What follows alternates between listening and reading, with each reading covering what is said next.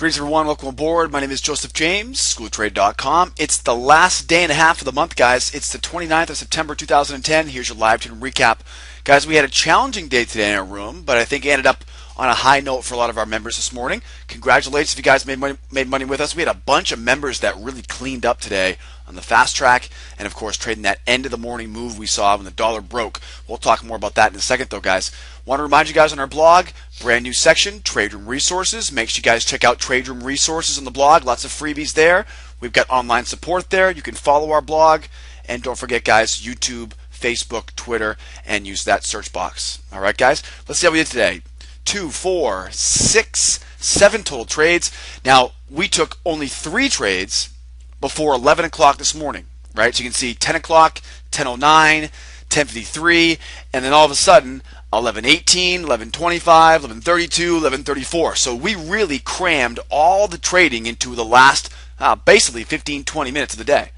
All right. Now, of course, we had training today at 11:30, so we finished up the trade room a little bit early this morning for our members. Of course, had our members only training today, Wednesdays. So we didn't see much action, of course, before 11 o'clock, but once we got after 11 o'clock, boy, everything started moving for us, and we made our money there. Today was a great example of how you've got to wait sometimes, right? You've got to be in it to win it. You've got to wait sometimes for the end of that morning to come around, and that's sometimes when the dollar finally breaks and everything else moves. So we took 7 total trades. We had pretty much made money and then gave it all back on the euro, and then we made a bunch more back on the euro and the crude. So you can see 7 total trades, 116 ticks, 1195, guys. So just shy of 1200 USD for the day today. That brings our weekly total to 5100, just shy of $5,200. We got 15,000 for the month, and of course we're 148,000 now for the year of 2010. What's the most important thing that happened today? Well, at 10:30 this morning we had crude inventories. Now tomorrow we've got a GDP number. People may have been waiting for that, but I don't think they were too much today. The big news today was that dollar going flat. We had news at 10:30 on crude. That, of course, was a good thing and a bad thing, right? The bad thing was at about 10 o'clock, we now start worrying about crude oil because it's a very specific event, 10:30 crude inventories. So from 10 to 10:30, we kind of lost the ability to trade crude there for a little while. We got it back, and of course, after 10:30, we made that big $600 winner on crude, which made our money right back. Dollar was narrow. Everything else was flat and narrow. The dollar finally broke after 11 o'clock, so it really took quite a while this morning, right? 8 o'clock, 9 o'clock, 10 o'clock. It took us over 3 hours just before we saw the market really start moving for us. Gave back some money in the euro. Was a little bit scared this morning because we thought we may not see anything else after that loss, and I hate to end the day in a loss, but we made it all back in the crude. So let's take a look first at the dollar, right? Because the dollar is what told us this morning was going to be challenging. Now, what you see here, guys, on your screen here, this is a 13 range of the dollar, right? The 13 range chart. Your 13 range chart. This is going to be similar to a 5-minute, right? Maybe a 144 tick, right? Something like that. It's a slower time frame. Perfect for day traders, right? 13 range. If you guys want more information about range charts, go to our blog right now. Under Trade Room Resources, you'll see a video called Chart Types, right? Check out chart types.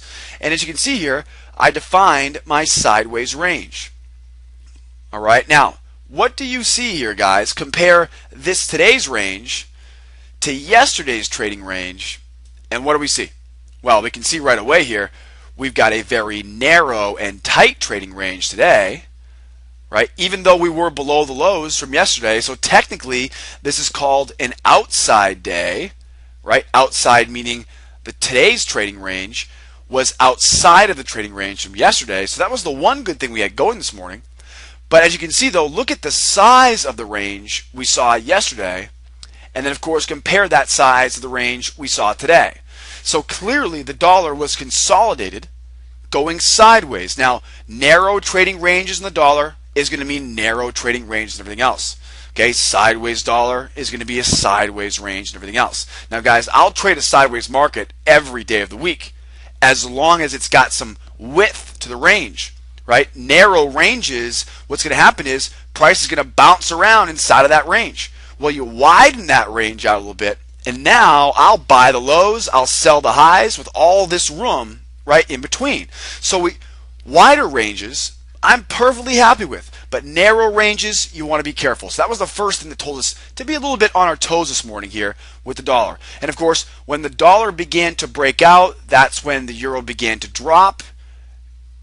on this Euro 34 range chart. Here's your 21 range, right? This is a 21 range chart here of the Euro. This is going to be more for swing traders, position traders, all right, guys? Not exactly the fast time frame, but not really the slowest either. It's going to be similar to a 10 to a 15-minute chart here, this 21 range. Now, what do we notice here? We're at the highs, right? And by the time we opened up our chart this morning, 8 o'clock, we had just tested these highs, and we were coming back down. So right away, we knew we wanted to sell the highs, right? Here's our trading range at the top. There's our trading range at the bottom. And so we have this sideways range defined.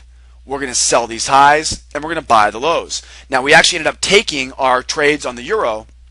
After it ended up coming off these highs, it bounced off 36s, right? The big round number 36 even, and then headed back to the upside. Okay, so what we ended up doing was we never get a chance to sell the highs. We waited for price to come down. It bounced off this support at 3,600, right? Bounced off support, and we bought the lows there, right? So we bought that support at 3,600. Now, of course, if it would have come down and traded at 91s, I would have bought the 91s as well. If it came down to 82s, I would have bought the 82s. I would have bought the 74s, right? But all we can do, guys, is use whatever the market has to give us. So market came down, tested 3,600, which, of course, is one of our support levels. We're going to buy those lows. All right, guys? Now, what happened actually is when we, of course, got down to 36s, here's what the price looked like. Okay, here's the chart we looked at. Here's my 4 range now. So now here we are.